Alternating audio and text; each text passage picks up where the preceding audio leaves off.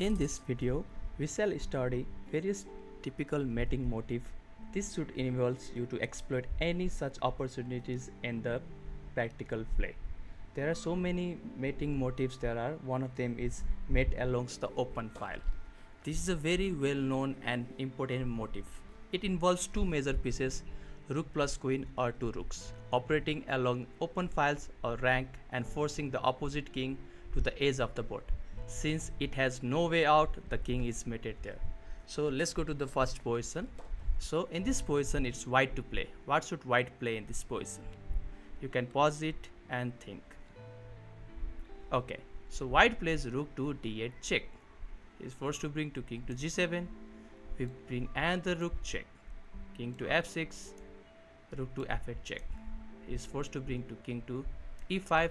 Then we give a check from rook to e8. Let's say if we play king to f6, we simply give a rook check and it's a checkmate. So let's go back. So he is forced to play king to f4, but again we give a check from rook d4, king to g3, and we play another fantastic move, rook to e3, and it's a checkmate. Let's go to the next position. This theme is still here in the modern chess also, the mate along the open files. So in this position it's white to play and give a checkmate. You can pause the video and think for some time. Okay, so white plays rook to e5, threatening to give a checkmate from rook to g5, and there is no way he can defend. So if rook d7, we simply play rook check, king to s7, we give a check from g6, forced to bring king to h8, rook to h5 check, and he brings rook to s7, we simply rook takes s7, and it's a checkmate. I hope you understood this. Let's go to the next position. This is a very well known Anastasia mate. Okay, it's a spectacular combination in which the attacking side uses the combined power of queen, rook, and the knight. It's black to play and give me a checkmate in 3 moves. Pause the video and try to solve it. Okay, so black played knight to e2 check. He is forced to bring king to h1, black takes queen to h2, a very good sacrifice. He is forced to take with the king, and we give a rook h4 checkmate. Isn't this a beautiful checkmate? Let's move to the next position. It's black to play and again win in this position. Same somehow as the Anastasia theme. You can pause the video, take your time and try to solve it. Okay, so black plays in this position knight to e2 check. Of course he can't take queen to e2 because it's simply a queen down, so he is forced to bring king to h1, and we give a very good sacrifice. Rook queen takes g4, he is forced to take with the pawn, and here comes another sacrifice, rook to h5 check. He is forced to take with the pawn, and we give rook h4 checkmate.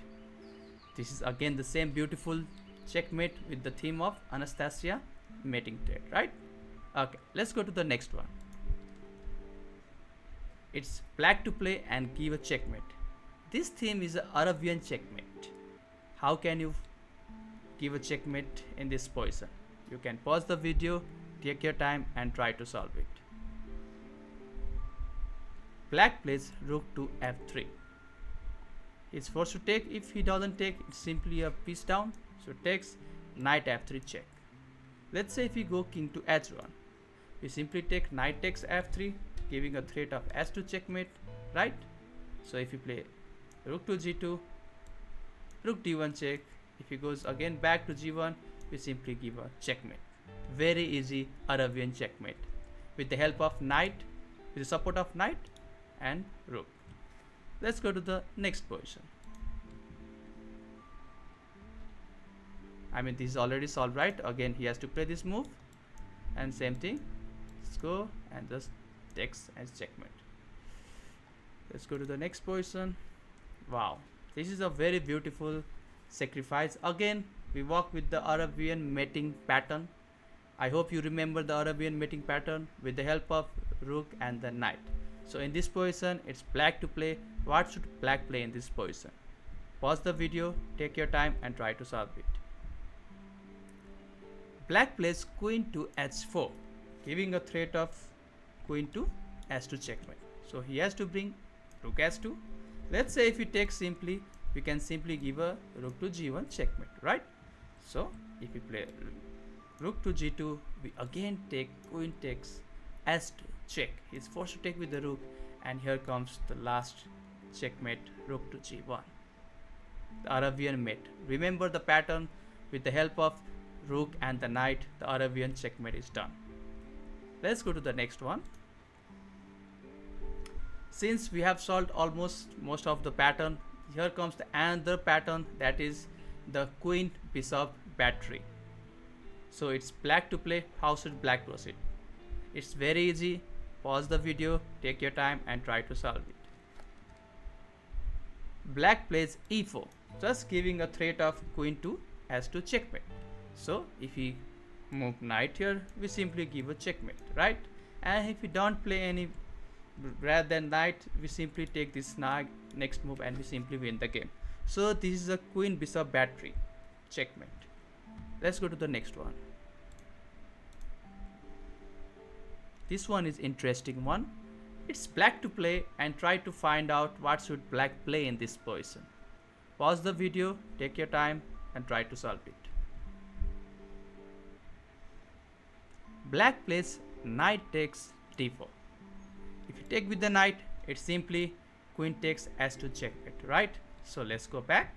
He can't take, so he has two options. Either you take with the pawn or he take with the bishop, right?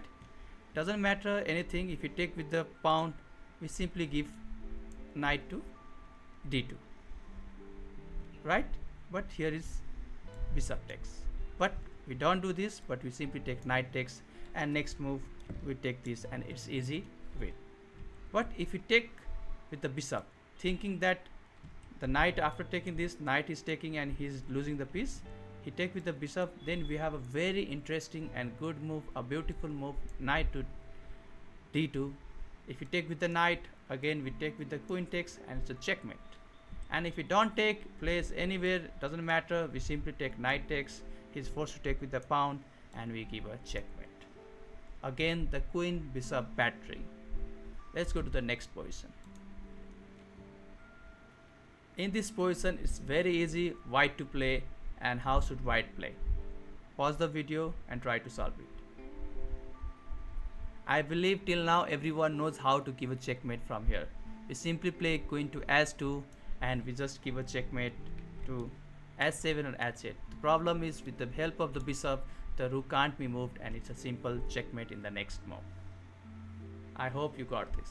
Let's go to the next one. Again the same theme, the Queen-Rook Battery. What should white play in this position? Pause the video, try to solve it.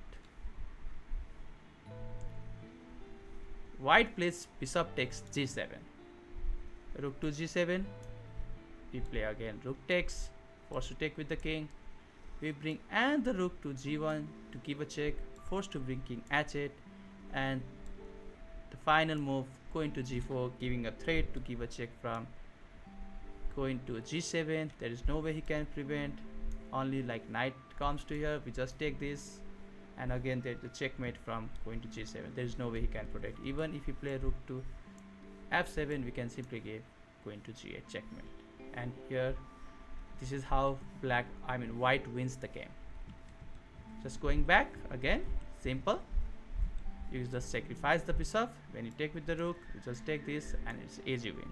Takes, rook check, and queen g4. I hope you understood this. Let's go to the next one.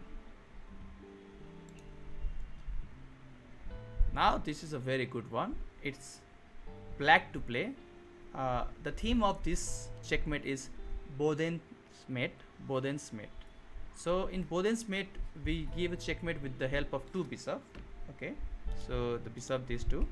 So can you find out what should black play in this position? Pause the video and try to solve it. Okay, so black plays d5.